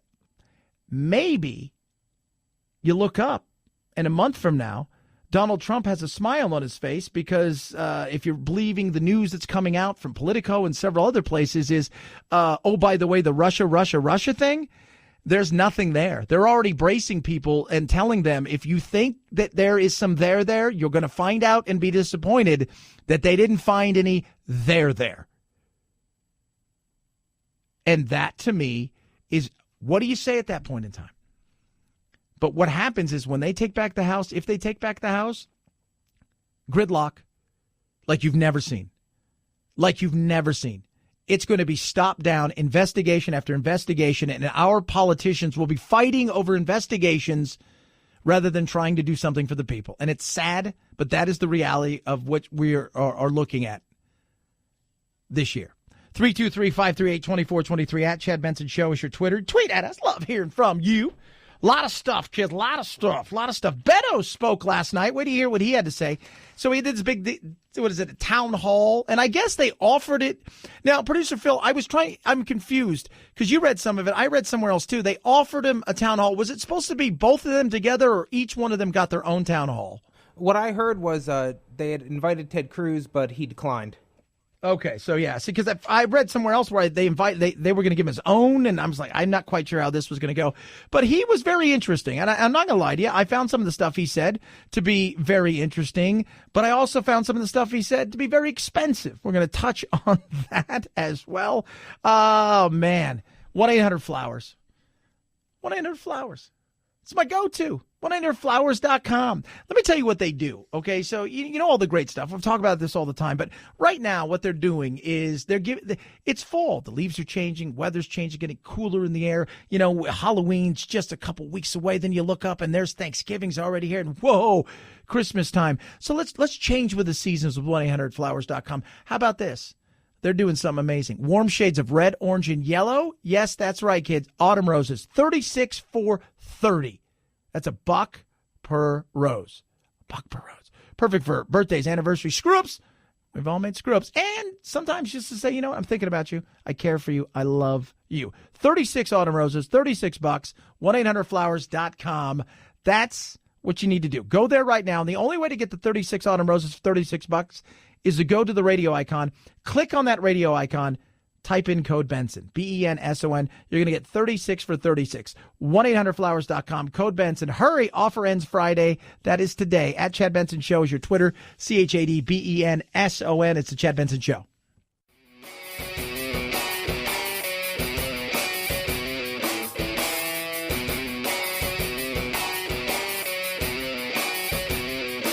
Being antisocial sucks. Hang with Chad's friends on Facebook, The Chad Benson Show. And if you just need some alone time, head on over to Twitter at Chad Benson Show. Either way, we can't wait to meet the real you.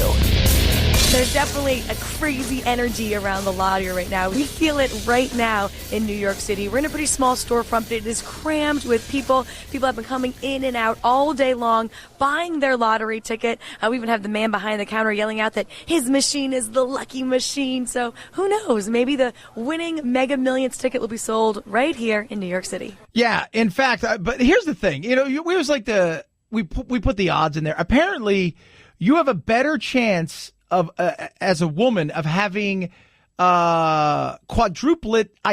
quadruplets than winning this. Like, that's the insanity of this, and it's awesome, right? It's $1 or what is it, $2? How much is it to play this, Phil?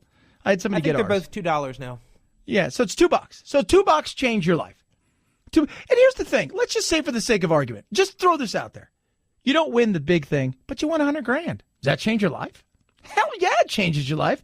Changes the hell out of your life. It's awesome. I like these kind of things. I do. And this is something that, you know what? Somebody is going to have their life change potentially over the weekend. And it could be you, could be me, as far as this goes. And there's some advice that people are getting. We're also getting some very important tips for these potential new millionaires. Brian and Mary Losi, in 2012, they won $202 million. And when it comes to spending, they say winners should pace themselves.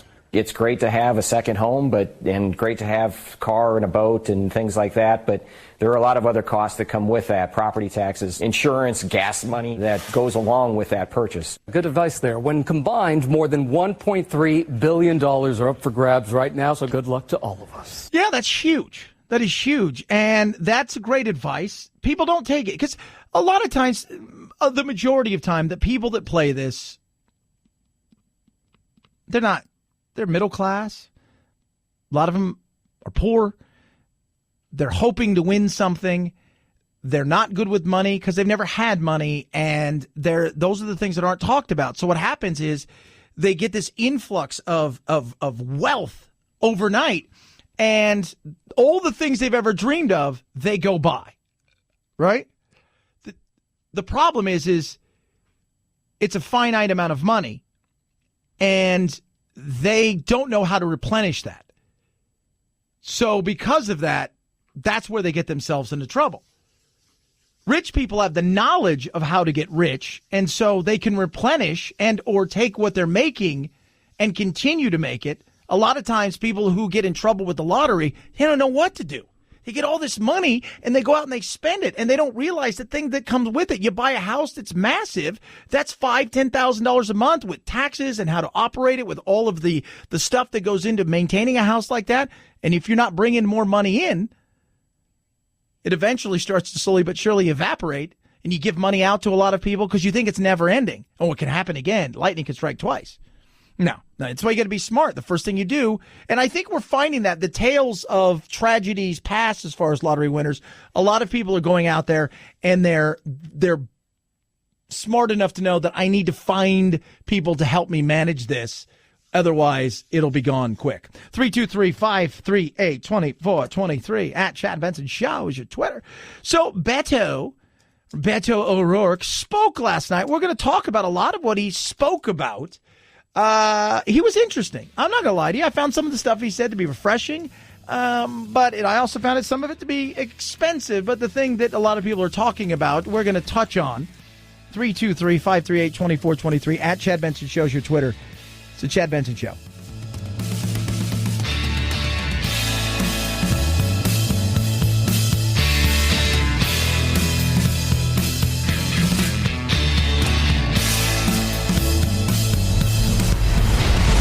The Chad Benson Show.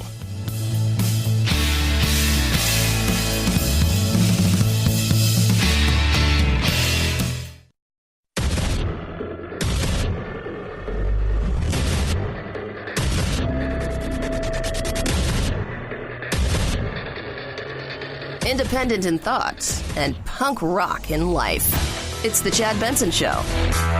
Do you foresee yourself one day running for the President of the United States? Thank you for being here. Thanks for the question. The answer is no. Let me put it this way. I promise to you, and most importantly to the people of Texas, that I'll serve every single day of a 6-year term in the United States Senate, and I won't leave this state to go run for president.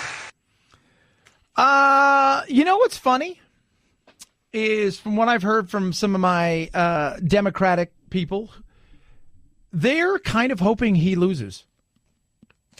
And the reason is because they see him as a person who could be more of a threat to Trump than in the Senate. Think about that for a second. He may not win his race in Texas against Lyin' Ted, and we'll touch on that in a second, but Beto may be more of a force on a national scale, and sometimes that happens, right? Sometimes, you know, if you're somebody who's a conservative and you're in California, the chances of you winning some of these things are slim to none. You have a broader appeal nationwide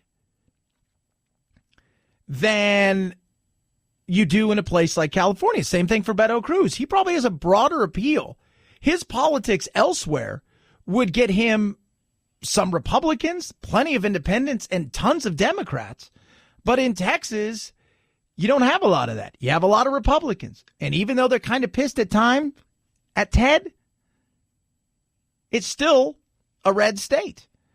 Now, as they talked to him last night at this town hall, Beto, they asked him the question that many people are talking about as far as if they take back the House, impeachment.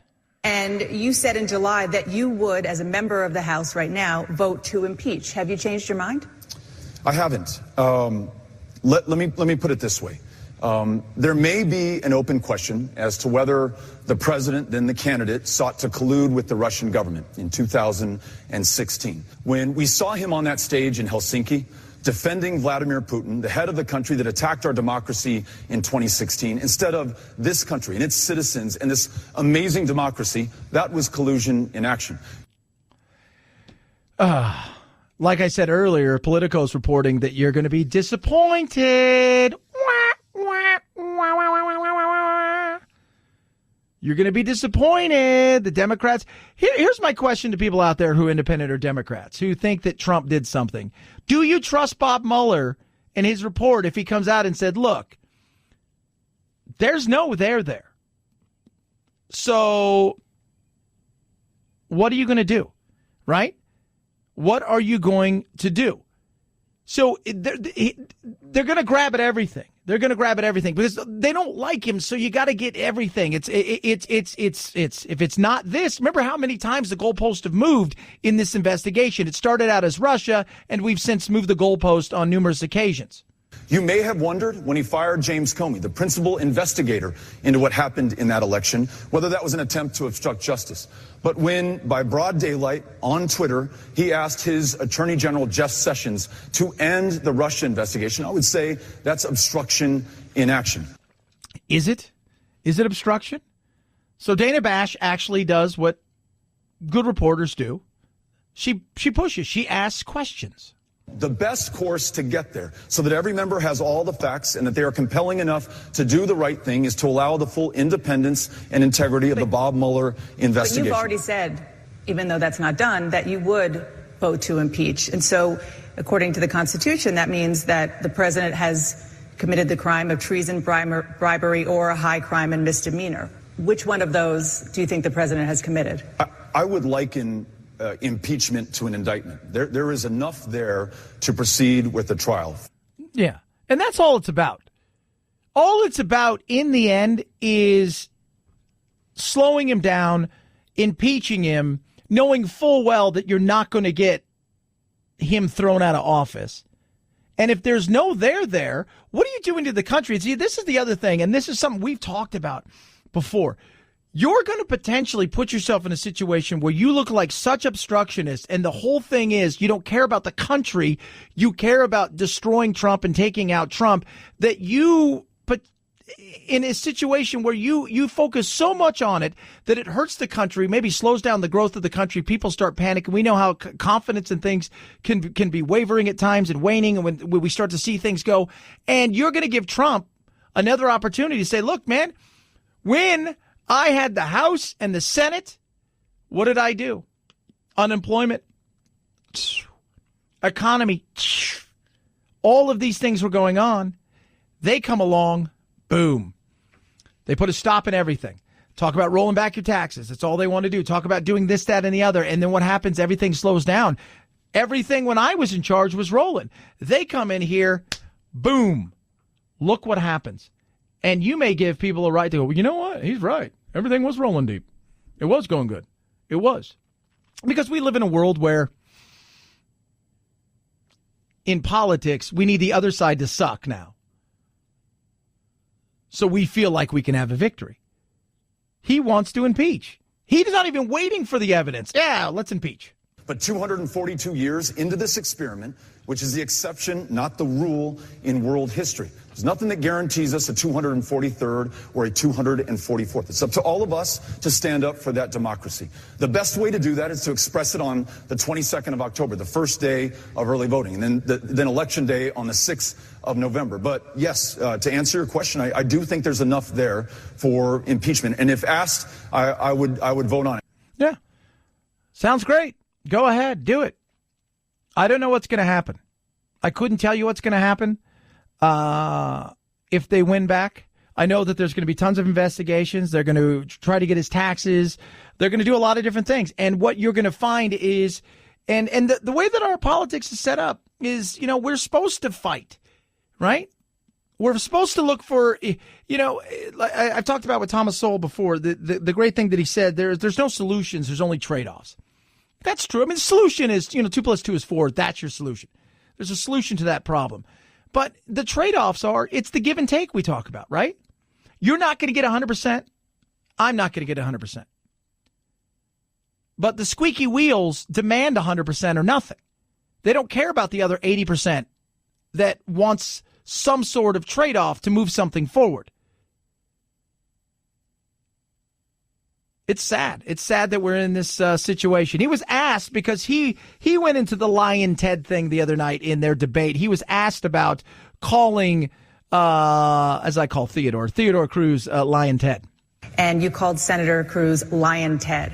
Why did you do that? Fear. I went through a whole debate at SMU with Senator Cruz, where he made up one story after another. And so I decided that I could either spend the rest of the debate responding to every single dishonest thing that he said, or I could make sure that everyone understood exactly what he's doing. It's not something that I feel totally comfortable with. And perhaps in the heat of the moment, I took a step too far. And you regret it? I don't know that that's the way that I want to be talking in this campaign. Yeah. I found him to be very, very interesting. He wants to do a lot of things that cost a lot of money. He's already talked about raising taxes. The one thing where he differs, I think, from some of the other Democrats is they want to take everything back to where it was. He's like, look, we don't need to raise the taxes back to 35%, or we can go from 21% to 23, 24, 25, pay for some of these things.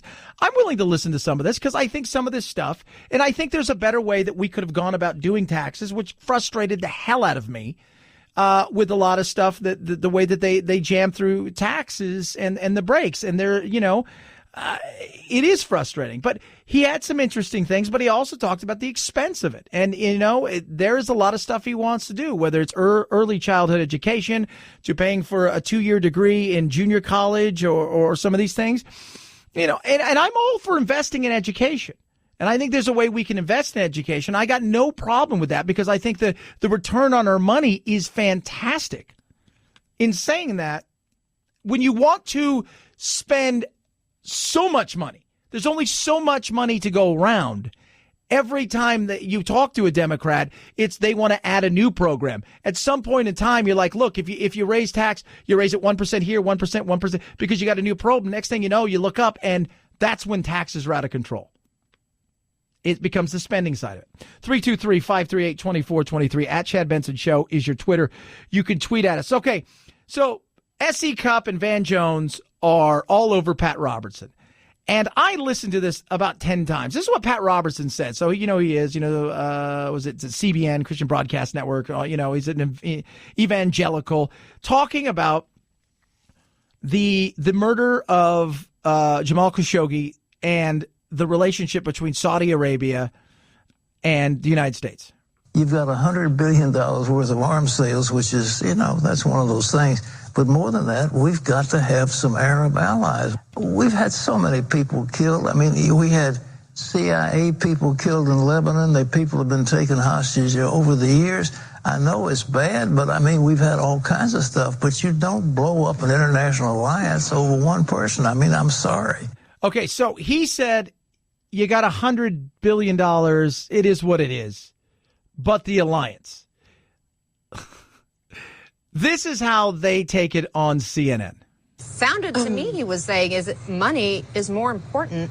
President Trump has made the same kind of statement, grotesquely calculating the cost of a human life. In this case, it's $110 billion. That is a grotesque calculation to make. I will point out this administration is not the first to make it. It's the first really to make it openly and honestly and as sort of nakedly as Trump has. So let's see here what he said again. Let's go over that. So, yes, it's about money, right? You've got $100 billion worth of arms sales, which is, that's one of those things. But more than that, we've got to have some Arab allies. But more than that. Van Jones? As a person of faith myself, and we share a faith, that's not how a minister should be talking about this. That's literally the reverse of the Gospels and the teachings of Jesus Christ. To put literally material considerations over the dignity of a human soul is against Christianity. So disingenuous. It's not even close to that. He said allies. Over and over again, he said, it is what it is. The money is what it is. And I'm no fan of Pat Robertson at all. But stop being disingenuous. He didn't say it's the most important thing. He said the most important thing is what? Having allies. Evangelical Christians in particular, whatever disagreements I might have with them in policy, on principle, I used to be able to line up with them. On principle, personal morality matters. These things matter. We all fall short. But at least at the level of principle, we could agree. Now I'm saying, you know what? If we get a good Supreme Court, some tax cuts, and a deal with the Saudis, screw all that stuff. Kill people. We don't care about porn stars. Porn stars don't matter. Adultery doesn't matter. Porn stars don't matter. Killing people doesn't matter. Hey, we got a business to run here. That's not a person of faith. No, that's not. When you put it, but again, this had nothing. This was all about being able to attack Pat Robertson because it's easy to do on the left. And again, I'm no fan of Pat Robertson. At the same time, you're being disingenuous.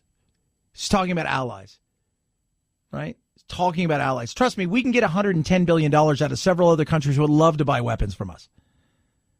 But are they going to have the same kind of oomph to fend off Iran? That's the stuff that drives people crazy because you're not being genuine there.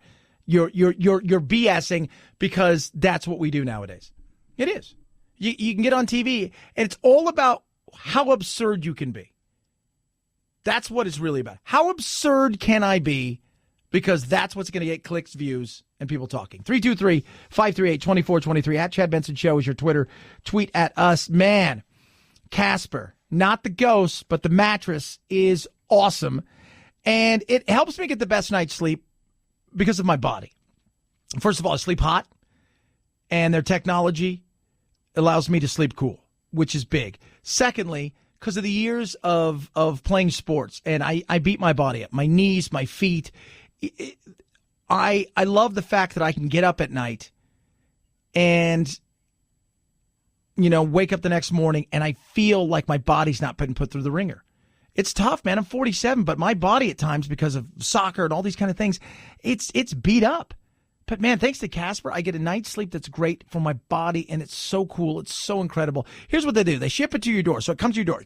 It's in a little box. You're like, how did this happen? How is there this and that? You open it up, and you're like, are you kidding me? And then they tell you try it for 100 nights free. 100 nights free in your own home, right? 100 nights free in your own home, risk-free. Risk-free. That's right. Put it to the test. It's incredible. They have over 35,000 five-star reviews on all their products across Casper, Google, and Amazon. Here's what they're doing right now. Go to Casper.com, use my code CHAD. When you do, they're going to throw $50 toward the purchase of selected mattresses. Casper.com, code CHAD, $50 toward the purchase of selected mattresses. Casper.com, code CHAD. Terms and conditions apply. At Chad Benson Show is your Twitter, ChadBenson. Wrap it up. And your useless fact of the day, straight ahead, Chad Benson Show.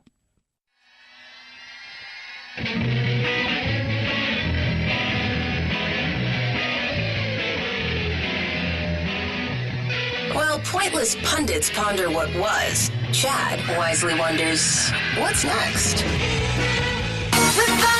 No love from Rihanna for the NFL. Several reports that she said no to the lucrative Super Bowl halftime show. Us Weekly says it's because, quote, she stands with the players and Colin Kaepernick. Rolling Stone also says Rihanna said no over the kneeling controversy.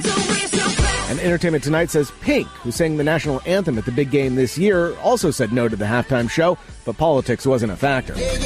Rumor has it Maroon 5 is getting the gig, though that hasn't been confirmed, and celebrities including Amy Schumer are calling on the band to stand with Rihanna and punt the performance. Yeah, slow your roll, because there's going to be somebody out there, I don't know who it is, that's because you're not going to turn it down. And here's the other thing. You can stand with the band all you want, but when you look out there, the NFL handled it poorly, but a lot of people in America kind of agree with Trump. Right? And for several reasons. Some for patriotic reasons, others because, hey, I don't want this in my entertainment. I don't. I want to go and be entertained. I want to watch something. I don't want this. I got it everywhere else. And so somebody's going to jump up and say yes. And by the way, it doesn't have to be an American. We've seen the Stones. They're not American, right?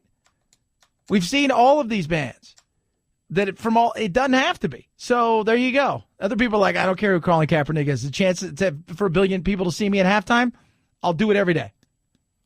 Doesn't have to be. So we'll see who it is. I'm just trying to think who, like, cause you're going to have to, even though they've announced, but there's going to be other celebrities that are going to chime in. People that are going to play before. People are going to play. There's all kinds of people that want to participate because it's the biggest day of the year. I mean, as far as it's another holiday. It's the biggest viewing day of the year. Why would you turn that down? I stand with Kaepernick. Trust me, Kaepernick, the greatest thing that's ever happened to Colin Kaepernick is he got martyred, if you will, by the NFL. They've turned him into a martyr. Greatest thing that's ever happened. Look at the money he's making. Look at the opportunities that are coming. And if he could take those opportunities and help communities, which I think he actually will do, and I don't think he's a bad guy. I know a lot of other people do. I don't think he's a bad guy. I think he'll do that. In saying that, it's the best thing that's ever happened to him. Here's your useless facts of the day. Abraham Lincoln. Pretty awesome, dude. You know that 17 times his grave and coffin and everything have been moved, and 5 of those times they actually opened the casket. Ugh. Have a good rest of your Friday. We'll be back to do it again on Monday. Be safe, everybody. Night, night, Jack.